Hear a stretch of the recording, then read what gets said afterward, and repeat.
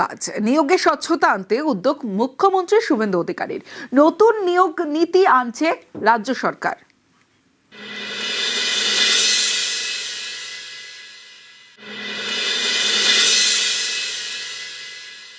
Teacher recruitment scam, municipal recruitment scam, high court supreme কোর্টের হস্তক্ষেপ, 26,000 শিক্ষক শিক্ষিকা শিক্ষাকর্মীর চাকরি বাতিল, কলকাতা তথা পশ্চিমবঙ্গের অনেকটা ক্ষতি হয়ে গেছে।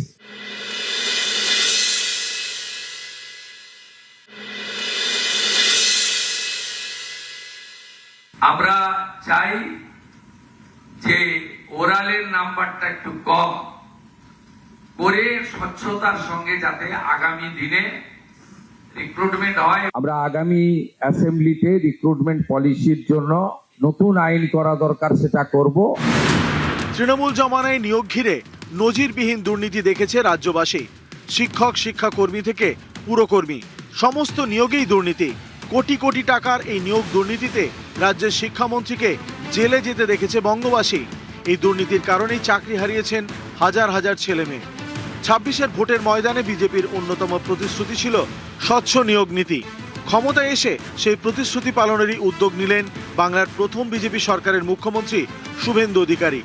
শনিবার শিয়ালদায় রোজগার মেলায় সে বার্তায় স্পষ্ট করে দিলেন তিনি।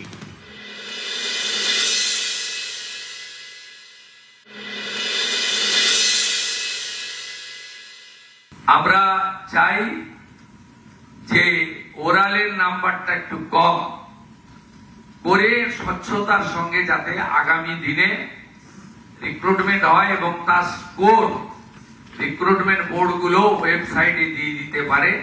হোয়াটসঅ্যাপ মেসেজ দিয়ে অ্যাপয়েন্টমেন্ট বা রিক্রুটমেন্ট না হয়। গুড অপরচুনিটি রয়েছে, এই অপরচুনিটিকে প্রপারলি ইউজ করে ডবল ইঞ্জিনের হাই স্পিডে আমরা ছুটবো একসঙ্গে। Will move A fresh recruitment policy in next budget session. আগামী দিনে রাজ্য সরকারের নিয়োগের ক্ষেত্রে কেন্দ্রীয় সরকারের রেলওয়ে রিক্রুটমেন্ট বোর্ড সহ আধা সামরিক বাহিনীর নিয়োগ সহ কেন্দ্রের নানা সংস্থার নিয়োগের ক্ষেত্রে যে ধরনের সদর্থক উদ্যোগ এবং ভূমিকা ভারত সরকার নিয়েছেন, সেই দেখানো কর্মসূচিতে ডবল ইঞ্জিন সরকার পশ্চিমবঙ্গে কাজ করবে। Next 6 June all recruitment organisation of our state আমরা একটি সিম্পোজিয়াম করছি, যেখানে ভারত সরকারের রেলওয়ে রিক্রুটমেন্ট বোর্ড সহ তাদের রিক্রুটমেন্ট প্রক্রিয়াকে আমরা অ্যাকসেপ্ট করার চিন্তা ভাবনা করেছি এবং সেটা করব। আমরা আগামী অ্যাসেম্বলিতে রিক্রুটমেন্ট পলিসির জন্য নতুন আইন করা দরকার, সেটা করব। Teacher recruitment scam, municipal recruitment scam, high court supreme কোর্টের হস্তক্ষেপ, 26,000 শিক্ষক শিক্ষিকা শিক্ষাকর্মীর চাকরি বাতিল, কলকাতা তথা পশ্চিমবঙ্গের অনেকটা ক্ষতি হয়ে গেছে। পরীক্ষা কেন্দ্রগুলিও এমনভাবে কলুষিত হয়েছে, eastern rail, south eastern rail বা আমাদের নর্থ ফ্রন্টিয়ার রেলওয়ে, তারা তাদের এক্সামগুলো পশ্চিমবঙ্গে করাচ্ছিলেন না। এই জায়গা থেকে আমাদের এই প্রিয় বঙ্গভূমি পশ্চিমবঙ্গকে বের করে আনতে হবে। আমি ব্যক্তিগতভাবে মনে করি ওএমআর ভিত্তিতে যে লিখিত পরীক্ষা হয় তার কার্বন কপি প্রত্যেকটি পরীক্ষায় বসা যুবক যুবতীকে দেওয়া উচিত। ম্যালাফাইড ইন্টেনশন, নেপোটিজম, করাপশন, এই যে ওয়ার্ডগুলো আছে, এগুলোকে এনকারেজ করার জন্যই এই ধরনের একটা উদ্যোগ বা একটা মানসিকতা কাজ করেছে। আমরা চাই স্বচ্ছতার সঙ্গে লিখিত পরীক্ষা, আমরা চাই একাডেমিকের মূল্যায়ন, ইভ্যালুয়েশন, আমরা চাই 100 point roaster, 100% implementation, it's a mandatory as per hour constitution. স্বচ্ছতার সঙ্গে যাতে আগামী দিনে রিক্রুটমেন্ট হয় এবং তার স্কোর রিক্রুটমেন্ট বোর্ডগুলো ওয়েবসাইটে দিয়ে দিতে পারে। কর্মসংস্থানের লক্ষ্যে রোজগার মেলা করে মোদী সরকার। তৃণমূলের আপত্তিতে এতদিন এই রোজগার মেলা এ রাজ্যে হয়নি। পরিবর্তনের পর এই প্রথম বাংলায় রোজগার মেলা। এই মেলা থেকেই চাকরি পেলেন 1800 জন। ভারত সরকারের নিয়োগ প্রক্রিয়া এটা নীরবে করা যেত, কিন্তু নীরবে না করে করার মধ্য দিয়ে যারা নিয়োগ প্রক্রিয়াকে কলুষিত করছেন, যারা নিয়োগ প্রক্রিয়াকে দূষিত করছেন, তারাও এই ধরনের প্রক্রিয়ার মধ্য দিয়ে নিজেদেরকে সংশোধিত করবেন। গোটা দেশে 51,000 তাদের চাকরি পেলেন, জীবনের নতুন শুরু। পশ্চিমবঙ্গে প্রায় 1803 জায়গায় যারা কর্মযোগী, তারা আজকে ভারতবর্ষের নির্মাণে তারা অংশগ্রহণ করলেন। বিবেকানন্দ পাল পূর্ব মেদিনীপুরের তমলুকের বাসিন্দা, ওটি টেকনোলজিস্ট হিসাবে কল্যাণী এইমসে নিয়োগপত্র পেলেন রোজগার মেলা থেকে।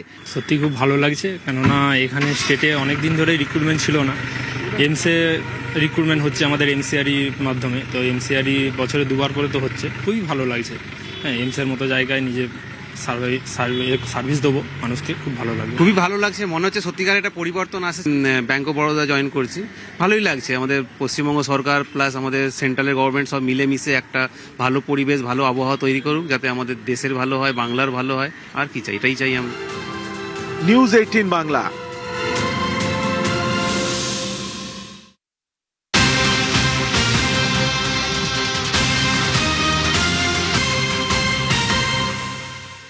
এই মুহূর্তে যে খবরের দিকে নজর রাখতে হবে, কলেজে গভর্নিং বডি আউট, প্রশাসক ইন।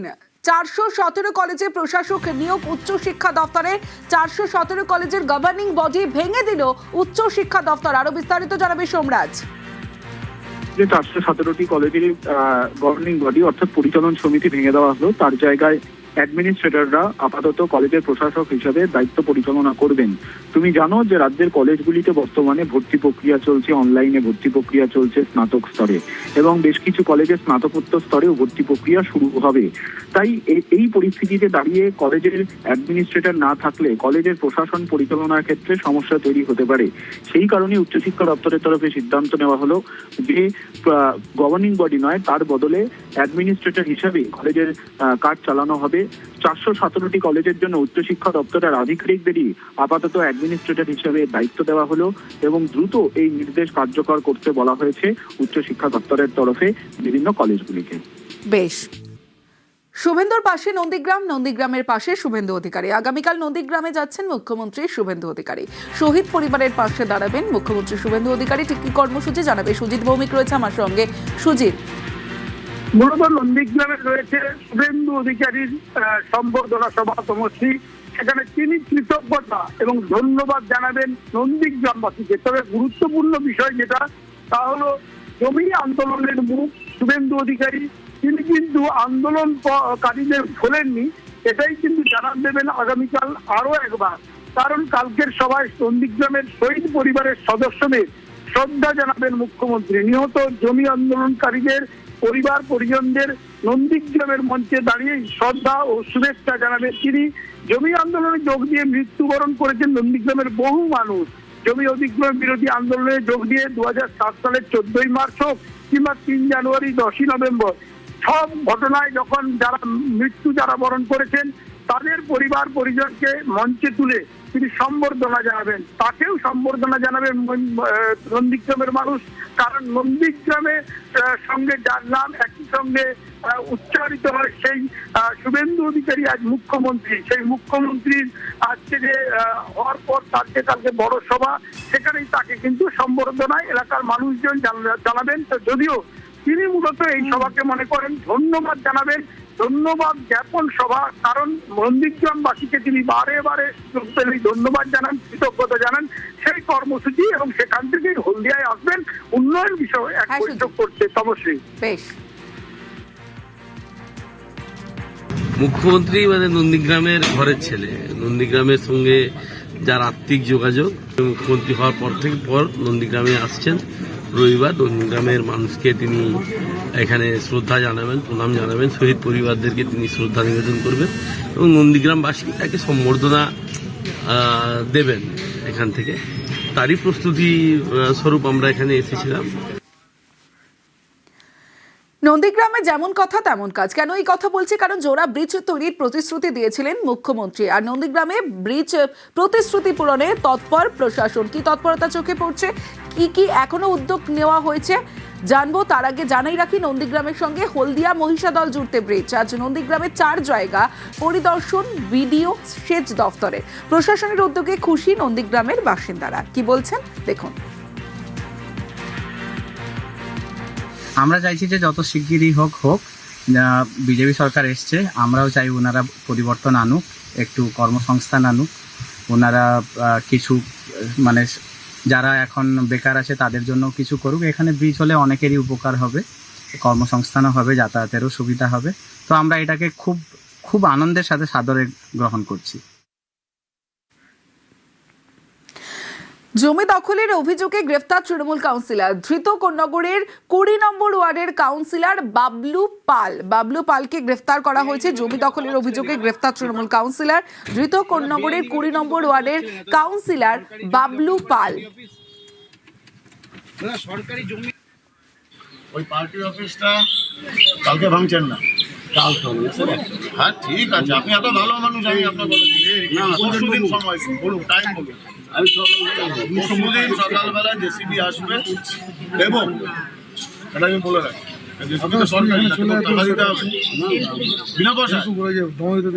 এটা ভাঙার খরচা এনার কাছ থেকে নেবেন, এনার এগেনস্ট এফআইআর করছি আলাদা।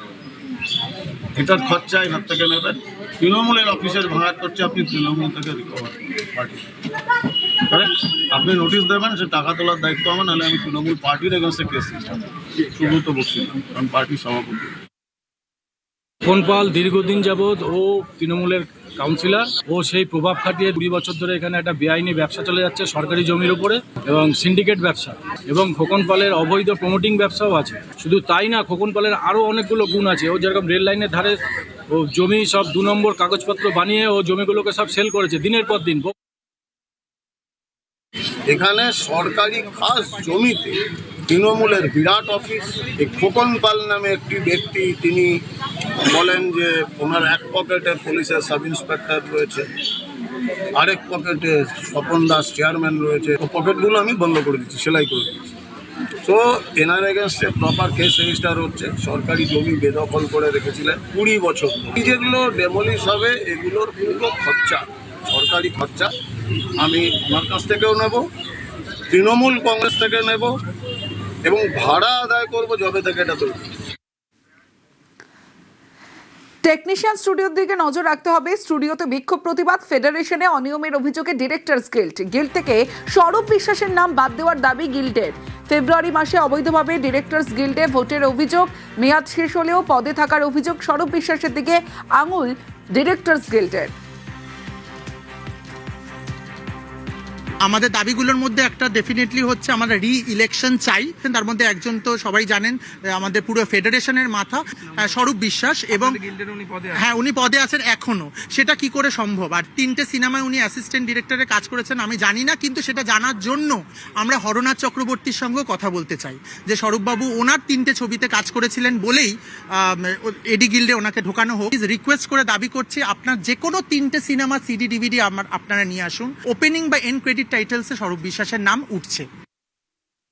অ্যাকচুয়ালি আমাদের গিল্ডের যে ইলেকশনটা 8ই ফেব্রুয়ারি হয়েছে, আমার মনে হচ্ছে এটা সর্বোপরি অবৈধ। সেই জন্য আমরা রি-ইলেকশন চাইছি, এবং ফেয়ার ইলেকশন চাইছি, এবং ফেয়ার কাউন্টিং চাইছি। এই 3টেই অস্বচ্ছ আমাদের মধ্যে। কোনো ফিল্ম ইন্ডাস্ট্রির কেউ নয়, কোনো এক্স আধিকারিক হোক বা আধিকারিক হোক, তারা এসে স্বচ্ছভাবে আমাদের ভোটটা করাক এবং স্বচ্ছভাবে কাউন্টিংটা হোক। যে জিতবে সে গিল্ড চালাবে। নিউজ 18 বাংলায় জেলা থেকে সরাসরি নিয়ে আপনাদের সঙ্গে রয়েছে আমি তমশ্রী। শুরুতেই যে খবরের দিকে নজর রাখতেই হবে, সবার আয়ুষ্মান ডাবল ইঞ্জিন সরকারের সুফল। এক দেশ এক স্বাস্থ্য, সবার জন্য আয়ুষ্মান ভারত। জুলাই থেকে রাজ্যে আয়ুষ্মান ভারত। প্রাথমিকভাবে 6 কোটি মানুষকে প্রকল্পের সুবিধা। গোটা দেশেই আয়ুষ্মানের সুবিধা রাজ্যবাসীর। আমার সহকর্মী অতনু কথা বলেছিল সোমরাজের সঙ্গে, দেখাবো সেই প্রতিবেদন।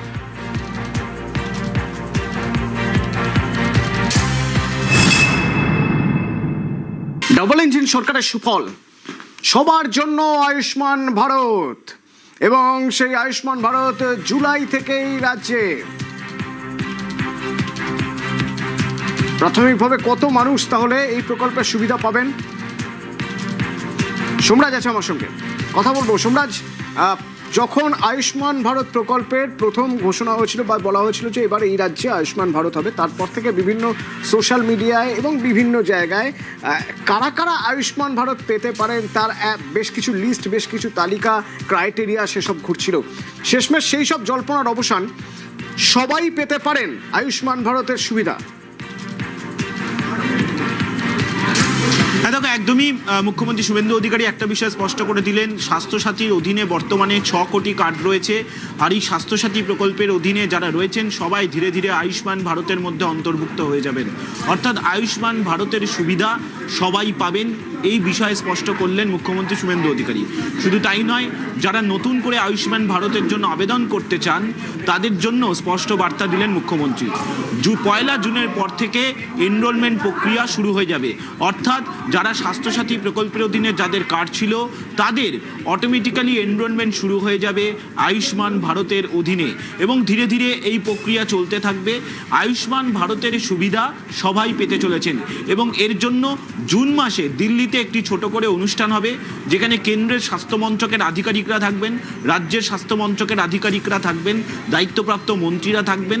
তারা সবাই মিলে, অর্থাৎ কেন্দ্র রাজ্য একটা মৌ হবে এই আয়ুষ্মান ভারত নিয়ে, এবং তারপরেই আয়ুষ্মান ভারত কার্যকর হয়ে যাবে রাজ্যে। তবে শুধুমাত্র রাজ্যের, মানে এ রাজ্যে নয়, যারা এ রাজ্যেরই বাসিন্দা কিন্তু কাজের সূত্রে বাইরে থাকেন, পড়াশোনার সূত্রে বাইরে থাকেন, তারাও এই সুবিধা পাবেন। এবং তোমাকে জানিয়ে রাখি, এই আয়ুষ্মান ভারত প্রকল্প যে চালু করা হবে এ রাজ্যে, তা নিয়ে ইতিমধ্যেই রাজ্য স্বাস্থ্য দপ্তরের আধিকারিকরা এবং তার সঙ্গে বেশ কয়েকজন মেডিকেল কলেজের চিকিৎসকরা, সুপাররা ইতিমধ্যেই প্রশিক্ষণ নিয়ে এসেছে ন্যাশনাল হেলথ অথরিটির থেকে। তার কারণ এই আয়ুষ্মান ভারত এই প্রকল্প পরিচালনা করে কেন্দ্রীয় স্বাস্থ্য মন্ত্রকের অধীনে ন্যাশনাল হেলথ অথরিটি। তাদের তরফে কলকাতায় এসে ইতিমধ্যেই প্রশিক্ষণ দেওয়ার কাজ শেষ হয়েছে, এবং এই ন্যাশনাল হেলথ অথরিটির অধীনে যে আয়ুষ্মান ভারত প্রকল্প পরিচালনা করা হয় তার জন্য কি কি গাইডলাইন রয়েছে, এই গাইডলাইন নিয়ে এ রাজ্যে সেই গাইডলাইনের কি কি অংশ কার্যকরী করা হবে তা নিয়েও বিস্তারিত আলোচনা হয়েছে গত কয়েকদিন ধরে দফায় দফায়। ফলত আর সময়ের অপেক্ষা, কিছুদিনের মধ্যেই অর্থাৎ জুন মাসের প্রথম সপ্তাহ থেকেই এই আয়ুষ্মান ভারতের অধীনে এনরোলমেন্ট প্রক্রিয়া শুরু হয়ে যাচ্ছে, এবং তারপরেই এ রাজ্যের মানুষ আয়ুষ্মান ভারত প্রকল্পের সুবিধা পাবেন। এবং আয়ুষ্মান ভারতে একটা বিষয় স্পষ্ট বলা আছে, শুধুমাত্র এ রাজ্যের হাসপাতালে নয়, তুমি জানো অনেকেই এ রাজ্যের মানুষ যারা ভেলোরে ট্রিটমেন্ট করাতে যান, তারা হয়তো পড়াশোনার জন্য যাচ্ছেন, বা তারা হয়তো ভিন রাজ্যে চাকরি সূত্রে রয়েছেন, বা চিকিৎসা করাতে যাচ্ছেন ভিন রাজ্যে, তারাও এই আয়ুষ্মান ভারতের সুবিধা পাবেন। সোমরাজ, সঙ্গে থাকো। মুখ্যমন্ত্রী শুভেন্দু অধিকারী কি বললেন শুনবো। আয়ুষ্মান ভারতে ইতিমধ্যে এনরোলমেন্টের কাজ শুরু হয়েছে। আমাদের বিশ্বাস যে জুলাই মাস থেকে আয়ুষ্মান ভারতের কার্ড আমরা দিতে পারবো, এবং তার বেনিফিট গোটা ভারতবর্ষে আয়ুষ্মান ভারত কার্ড হোল্ডাররা পাবেন। স্বাস্থ্যসাথী কার্ডের সঙ্গে যুক্ত এমন 6 কোটিরও বেশি যারা কার্ড হোল্ডার, তাদেরকে আয়ুষ্মান ভারতে এক্ষুনি নিয়ে যেতে পারবো। পরে পরে এই সংখ্যা আরো বৃদ্ধি পাবে, এবং যারা নতুন করে আয়ুষ্মান ভারতে যুক্ত হতে চান তাদের ক্ষেত্রেও অপরচুনিটি থাকছে।